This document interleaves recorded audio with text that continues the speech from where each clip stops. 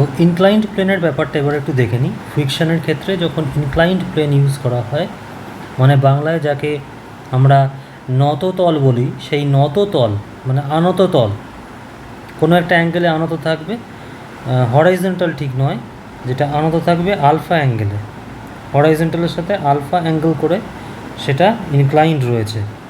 এরকম অবস্থায় যদি কোনো এরকম কাঠের ব্লককে বা কোনো এরকম বডিকে আমরা এর উপর রেখে দিই, এবং ধরো একটা সিচুয়েশান এমন কল্পনা করো যে সিচুয়েশানে আমরা এই যে ব্লকটা রয়েছে, কাঠের ব্লকটা, এই কাঠের ব্লকটাকে উপরের দিকে পি বলে একটা এক্সটার্নাল ফোর্স অ্যাপ্লাই করে টেনে তুলবার চেষ্টা করছি, অর্থাৎ পুল ফোর্স, এটা এই পুশ ফোর্স, নিচ থেকে পুশ করছি, নিচ থেকে পুশ করে এটাকে উপরে ওঠানোর চেষ্টা করছি ব্লকটাকে আনততল বরাবর। এই পুশটা কীরকম? পুশ যে ফোর্সটা, সেই ফোর্সটা এই যে ইনক্লাইন্ড প্লেনের হরাইজন্টাল, ইনক্লাইন্ড প্লেনের সাথে এই পি ফোর্সটা হচ্ছে হরাইজন্টাল ফোর্স। কেমন? অর্থাৎ প্যারালাল ফোর্স এটা। এবার যেই পি ফোর্স অ্যাপ্লাই করে এটাকে তোলার চেষ্টা করা হচ্ছে, অমনি এই যে বডিটা, এই বডিটা আর এই যে সারফেসটা রয়েছে তার যে কন্ট্যাক্টে, সেই কন্ট্যাক্টে অপোজিট দিকে কাজ করছে লিমিটিং ফ্রিকশান। যতক্ষণ না বডি মুভ করার চেষ্টা করছে ততক্ষণ লিমিটিং ফ্রিকশান কাজ করবে, যেই বডি মুভ করতে শুরু করবে অমনি কাইনেটিক ফ্রিকশান কাজ করবে এখানটা। তা আমি ধরে নিলাম বডি অ্যাবাউট টু মুভ, মানে মোশনের ঠিক আগের অবস্থা, তাহলে এটা এফএল কাজ করছে, মানে লিমিটিং ফ্রিকশান নিচের দিকে কাজ করছে, আর উপরের দিকে কাজ করছে এক্সটার্নাল ফোর্স পিটা, মানে পুশ ফোর্স, যেটা পুশ করার চেষ্টা করছে সেই ফোর্সটা, এটা পুশ করে উপরের দিকে তোলার চেষ্টা করছে ব্লকটাকে, সেইটা। এবার ব্লকের একটা ওজন আছে, সেই ওজনটা কোন দিকে কাজ করবে না তলার দিকে, এরকম ভার্টিক্যাল কাজ করবে, একদম ভার্টিক্যাল কাজ করবে। এবার ব্লকের উপরে ব্লকটা এই ইনক্লাইন্ড সারফেসের উপর একটা রিয়াকশান দেয়, আর ইনক্লাইন্ড সারফেস অফ ব্লকের উপর একটা নর্মাল রিয়াকশান দেবে। নর্মাল রিয়াকশান মানে কি? পারপেন্ডিকুলার সবসময়, মানে সারফেসের থেকে পারপেন্ডিকুলার হবে।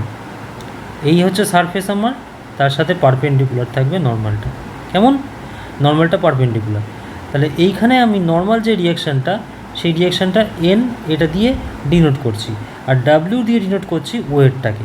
এই ডাব্লিউ ওয়েটটাকে দুটো ভাগে আমরা ভাগ করতে পারি।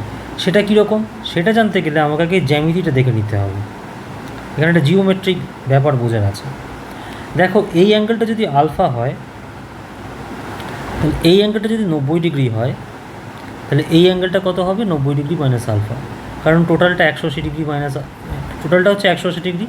তাহলে এখান থেকে আলফা আর 90 ডিগ্রি বাদ দিলে বাদ বাকি পড়ে থাকে 90 ডিগ্রি মাইনাস আলফা। এই হচ্ছে অ্যাঙ্গেলটার ম্যাগনিটিউড বা ভ্যালু। এবার এই লাইনটা ভালো করে লক্ষ্য করো, এই লাইনটা আর এই ইমাজিনারি ডাব্লুর যে লাইনটা, এই ডাব্লু লাইনটা উপর দিকে তখন ডট ডট দিয়ে বাড়িয়ে দিয়েছি, এই বাড়িয়ে দিয়েছি যে লাইনটা, সেইটাও একবার ভাবো। এই দুটো লাইন কীরকম? প্যারালাল লাইন একদম।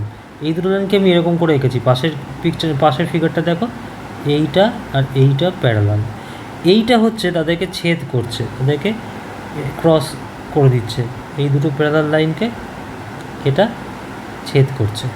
কেমন? তাহলে যেই ছেদ করছে, তাহলে এখানে দুটো একান্তর কোণ তৈরি হচ্ছে, এই হচ্ছে 90 ডিগ্রি মাইনাস আলফা, এই আরেকটাও 90 ডিগ্রি মাইনাস আলফা। এই অ্যাঙ্গেলটা সমান এই অ্যাঙ্গেলটা হয়, এটা আমরা জানি। তাহলে এটা 90 ডিগ্রি মাইনাস আলফা হলে এইটাও 90 ডিগ্রি মাইনাস আলফা হবে। এই অ্যাঙ্গেলটা কোনটা? এই অ্যাঙ্গেলটা হচ্ছে এই যে ত্রিভুজটা, তার এই অ্যাঙ্গেলটা। এখানে এই ত্রিভুজটা কোনটা? এখানে ছোট্ট এই ত্রিভুজটা, অর্থাৎ এই ত্রিভুজটা হচ্ছে আমার এই ত্রিভুজটা দেখতে পাচ্ছ, এই যে সাদা করে দিলাম, এটা এই ত্রিভুজটার কথা বলা হচ্ছে। কেমন? এবার এই ত্রিভুজটার এই অ্যাঙ্গেলটা হচ্ছে 90 ডিগ্রি মাইনাস আলফা, মানে এর ভেতরের এই অ্যাঙ্গেলটা 90 ডিগ্রি মাইনাস আলফা। এটা 90 ডিগ্রি, তাহলে এটা কত হবে? এভিডেন্টলি আলফা হবে, তাহলে এটা আলফা। তাহলে এইখান থেকে পেলাম এই অ্যাঙ্গেলটুকুনি হচ্ছে আমার আলফা, অর্থাৎ ডাব্লিউ যে ওয়েটের যে ফোর্সটা নিচের দিকে কাজ করছে, ওয়েট ফোর্সটা, সেই ওয়েট ফোর্সটাকে যদি ভার্টিক্যাল আর হরাইজন্টালে দুটো কম্পোনেন্টে ভাগ করি, তাহলে আমরা এই যে ভার্টিক্যাল কম্পোনেন্ট যেটা, সেই ভার্টিক্যাল কম্পোনেন্টটা অ্যাকচুয়ালি আলফার সাথে সমান্তরাল পাচ্ছে। আলফার সাথে ভার্টিক্যাল কম্পোনেন্টটা আলফা অ্যাঙ্গেল করছে ডাব্লুর সাথে, ঠিক আছে? এই কম্পোনেন্টটা আলফা অ্যাঙ্গেল করছে ডাব্লুর সাথে, আর এই কম্পোনেন্টটা 90 ডিগ্রি মাইনাস আলফা অ্যাঙ্গেল করছে। তাহলে এই যেটা আলফা অ্যাঙ্গেল করছে সেটার নাম কী হবে? নিশ্চয়ই ডাব্লু কস আলফা হবে। আর এই দিকেরটা কী হবে নাম? এই দিকেরটার নাম হবে ডাব্লু সাইন আলফা। কেমন বোঝা গেল ব্যাপারটা? এটা ডাব্লু কস আলফা হবে কারণ এটা আলফার সাথে সমান আছে, আলফার সাথে অ্যাডজাসেন্ট যে অ্যাঙ্গেলটা, অ্যাডজাসেন্ট যে ভেক্টরটা সেটা হবে ডাব্লু কস আলফা। আর এটা অ্যাডজাসেন্ট ভেক্টর নয়, পারপেন্ডিকুলার ভেক্টরটা, সেটা হচ্ছে ডাব্লু সাইন আলফা। কেমন বোঝা গেল? এবার আমরা পরের পৃষ্ঠাতে দেখি সত্যি সত্যি সেরকম নাকি। পরের পৃষ্ঠাতে আমি করে রেখেছি W cos alpha, W sine alpha. ঠিক আছে, তাহলে ডাব্লুটাকে দুটো কম্পোনেন্টে ভাগ করতে পারলাম, W cos alpha, W sine alpha. এদিকে আছে এফএল, ওদিকে আছে পি, উপরে এদিকে আছে এন, নিচের দিকে আছে ডাব্লু কস আলফা। এবার অ্যাট স্ট্যাটিক ইকুইলিব্রিয়াম, মানে যদি এই বডিটা স্ট্যাটিক ইকুইলিব্রিয়ামে থাকে, মানে অ্যাবাউট টু মুভ করছে না, ঠিক তার আগের মুহূর্তে রয়েছে, তখন এই এনের ভ্যালু নর্মাল রিঅ্যাকশনের ভ্যালু অবশ্যই ডাব্লু কস আলফার সাথে সমান হবে। আবার এই পি যে ভ্যালুটা রয়েছে, পি এক্সটার্নাল ফোর্সের ভ্যালুটা কার সাথে সমান হবে? FL plus W sine alpha, এইটা হবে। তাহলে N is equal to W cos alpha আর P is equal to FL plus W sine alpha. এখন আমরা জানি মিউ এস মানে static friction coefficient of static friction সমান FL by N, limiting friction by normal reaction. Limiting ফ্রিকশনের value কত? এই ইকুয়েশনটা থেকে পাবো আমরা। এখানে 1 নম্বর ইকুয়েশনটা থেকে পাচ্ছি আমরা এন এর ভ্যালু, আর 2 নম্বর ইকুয়েশনটা থেকে পাচ্ছি আমরা এফএল এর ভ্যালু। 2 নম্বর ইকুয়েশন থেকে যে এফএল ভ্যালুটা পাচ্ছি সেটা কত? P minus W sine alpha, ঠিক আছে। আর এন এর ভ্যালু কত সেটা তো জানি, ডাব্লু কস আলফা। তাহলে এখান থেকে এভাবে আমরা কোএফিসিয়েন্ট অফ স্ট্যাটিক ফ্রিকশন আর এই আমার আলফাটাকে ইকুয়েট করে দিতে পারলাম ফর্মুলার সাহায্যে। যেগুলো নিউমেরিক্যাল প্রবলেমে কাজে লাগবে। ঠিক আছে, আচ্ছা এবার তারপরে পরেরটাতে যাই।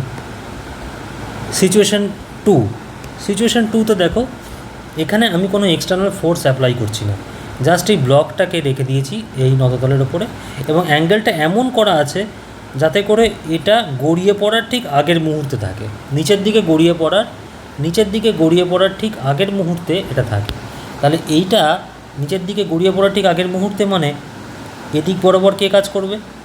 এটা গড়িয়ে পড়ছে মানে নিচের দিকে পড়ছে, তাই তো? নিচের দিকে পড়ছে তার মানে মুভমেন্টটা হচ্ছে নিচের দিকে। অবজেক্টের মুভমেন্ট যদি নিচের দিকে হয়, অবজেক্ট আর যেখানে কন্ট্যাক্ট পয়েন্ট তার এরিয়াতে এই ফ্রিকশনাল ফোর্সটা কোন দিকে হবে? অপোজিটে হবে। তাহলে এফএলটা এদিকে হবে, মুভমেন্টটা এদিকে হলে এফএল দিকে হবে, লিমিটিং ফ্রিকশন উপরের দিকে হবে। নিচের দিকে মুভমেন্ট হলে উপরের দিকে লিমিটিং ফ্রিকশন হবে, উপরের দিকে মুভমেন্ট হলে নিচের দিকে লিমিটিং ফ্রিকশন হবে বা কাইনেটিক ফ্রিকশন হবে। কেমন ব্যাপারটা বোঝা গেল? তাহলে এদিকে এফএল, এদিকে হচ্ছে এদিকে কী সেটা বার করি। একই রকমভাবে এটা ডাব্লু, তাহলে এটা ডাব্লু কস আলফা, এটা ডাব্লু সাইন আলফা। তাহলে এখন দেখো FL equal to W sine alpha হচ্ছে, তাই না? 1 নম্বর সমীকরণ আমরা যেটা পাচ্ছি সেটা হচ্ছে limiting friction is equal to W sine alpha আর normal reaction is equal to W cos alpha. তাহলে এটা হচ্ছে 2 নম্বর রিঅ্যাকশন, 2 নম্বর ইকুয়েশন। এই 1 আর 2 নম্বর ইকুয়েশনকে যদি আমরা মিউ এসের ফর্মুলাতে বসাই তাহলে কী হবে? স্ট্যাটিক ফ্রিকশন মিউ এস মানে আমরা জানি এফএল বাই এন। এবার এফএল মানে তো বাবা ডাব্লু সাইন আলফা বসালাম, এন মানে ডাব্লু কস আলফা বসালাম, ডাব্লু ক্যান্সেল আউট হয়ে গেল, sine alpha by cos alpha মানে ট্যান আলফা। তাহলে মিউ এস সমান হচ্ছে ট্যান আলফা, অর্থাৎ এই আলফা অ্যাঙ্গেলটা তার ট্যান নিলে তবে আমরা পাচ্ছি কোএফিসিয়েন্ট অফ স্ট্যাটিক ফ্রিকশন। এই যে আলফাটা, যার ম্যাক্সিমাম ভ্যালু কত করা যাবে যাতে করে এই বডিটা গড়িয়ে না পড়ে, সেই ম্যাক্সিমাম যে ভ্যালুটা, সেই ভ্যালুটাকে বলা হয় অ্যাঙ্গেল অফ রিপোজ। মানে কত অ্যাঙ্গেল হলে ম্যাক্সিমাম কত ডিগ্রি অ্যাঙ্গেল করা যাবে যাতে করে বডিটা গড়িয়ে না পড়ে। বডিটা অ্যাঙ্গেলটা যদি আমি একদম কমাতে থাকি তাহলে কী হবে? বডিটা পড়ার সম্ভাবনা থাকবে না। যত বাড়াবো ততই তো বডিটা পড়ার সম্ভাবনা বাড়বে। যত অ্যাঙ্গেলটা বাড়াবো, অ্যাঙ্গেল অফ রিপোজ যত বাড়াবো ততই এইটা গড়িয়ে পড়ার সম্ভাবনা থাকবে। কেমন?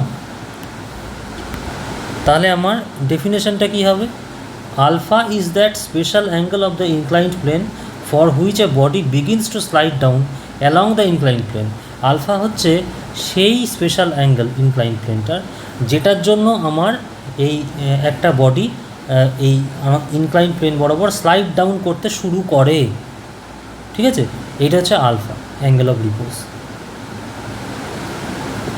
ব্যাপারটা বোঝা গেল আশা করছি। এবার সিচুয়েশন 3। সিচুয়েশন 3 এখানে ব্যাপারটা কীরকম? সিচুয়েশন 3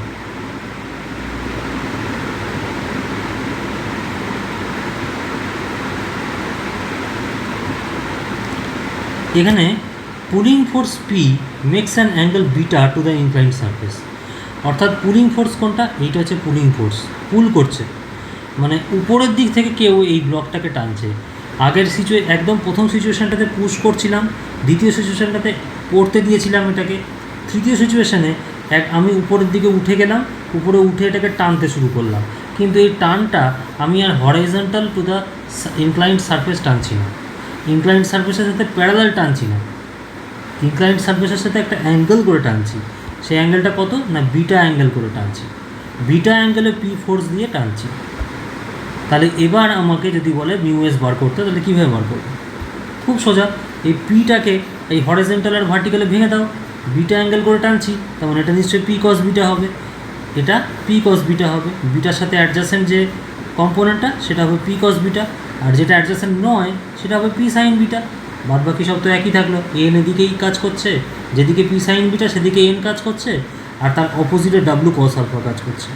একইভাবে যেদিকে পি কস বিটা কাজ করছে তার অপোজিট দিকে কাজ করছে ডাব্লু সাইন আলফা আর লিমিটিং ফ্রিকশন, কারণ এটা উপরের দিকে তুলছি, তো পুল করছি মানে উপরের দিকে ওঠানোর চেষ্টা করছি, তাহলে তলার দিকে ফ্রিকশন কাজ করবে, যেদিকে মুভমেন্ট হবে তার অপোজিটে ফ্রিকশন কাজ করছে। ঠিক আছে, বোঝা যাচ্ছে?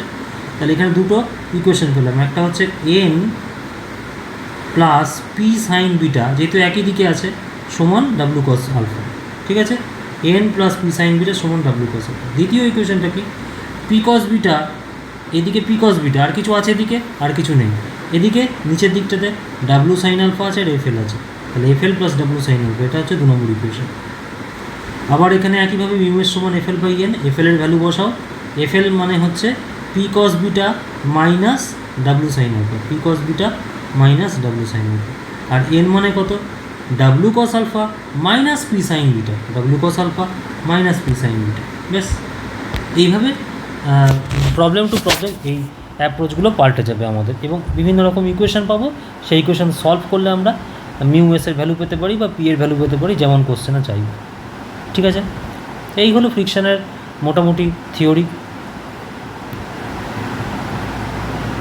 পরের ভিডিওতে আমরা প্রিভিয়াস ইয়ারে যেরকম নিউমেরিক্যাল প্রবলেমগুলো এসছে সেগুলো কভার আপ করার চেষ্টা করছি। ঠিক আছে, এই অবধি থাক তাহলে।